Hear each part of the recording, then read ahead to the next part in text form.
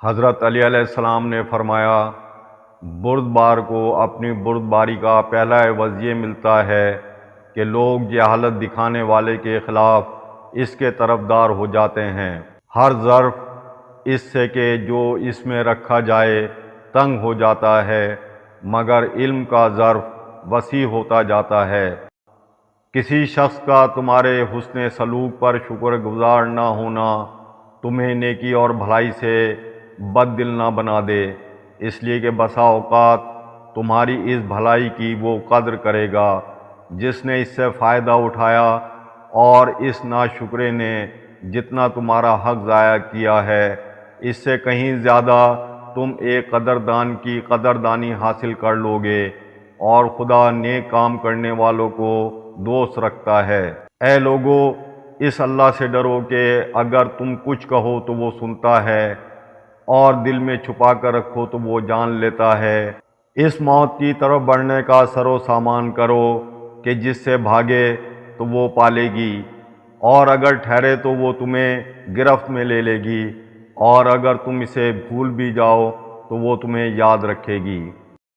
ہر انسان کے ساتھ دو فرشتے ہوتے ہیں جو اس کی حفاظت کرتے ہیں، اور جب موت کا وقت آتا ہے تو وہ اس کے موت کے درمیان سے ہٹ جاتے ہیں، اور بے شک انسان کی مقررہ عمر اس کے لیے ایک مضبوط سپر ہے۔ تمہارا وہ مال اکارت نہیں گیا جو تمہارے لیے عبرت و نصیحت کا باعث بن جائے۔ اے فرزند آدم، تو نے اپنی غذا سے جو زیادہ کمایا ہے اس میں دوسرے کا خزانچی ہے۔ جب دو مختلف دعوتیں ہوں گی تو ان میں سے ایک ضرور گمراہی کی دعوت ہوگی۔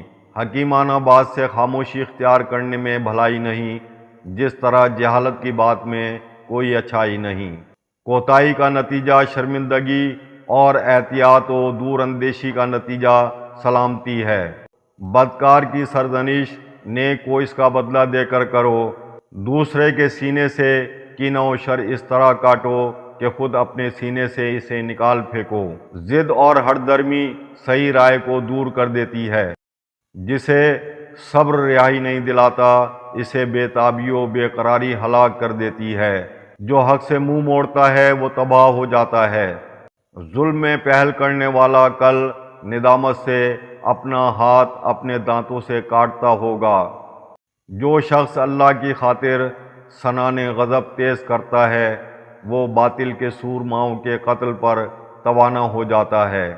جب کسی امر سے دہشت محسوس کرو تو اس میں پھاند پڑو، اس لیے کہ کھٹکا لگا رہنا اس کے زر سے کہ جس کا خوف ہے زیادہ تکلیف دہ چیز ہے۔